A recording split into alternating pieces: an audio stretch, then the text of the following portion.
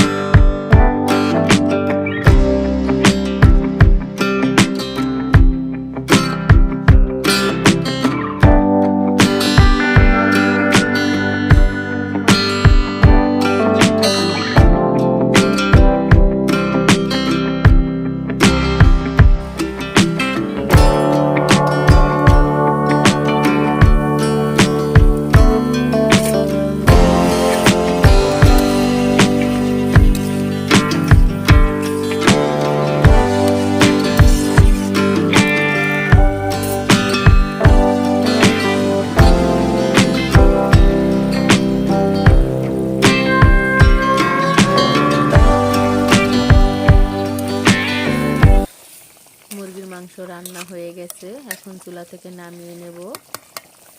ঝোলটা আপনাদের পছন্দ মতো রাখবেন, যে যেরকম ঝোল খেতে পছন্দ করেন। এভাবে বাটা মশলায় মাটির চুলায় রান্না করলে খেতে ভীষণ মজা হয়। আশা করি আপনাদের কাছে ভালো লেগেছে। ভালো লেগে থাকলে প্লিজ ভিডিওটিতে একটা লাইক দিবেন, কমেন্ট করবেন, শেয়ার করবেন। সবাই আমার পাশে থাকবেন, সাপোর্ট করবেন। আপনাদের ভালোবাসা ছাড়া, সাপোর্ট ছাড়া এগোতে পারবো না। এখন পরিবেশন করব। সবাই ভালো থাকবেন, সুস্থ থাকবেন। আজকের মতো এ পর্যন্তই। আল্লাহ হাফেজ।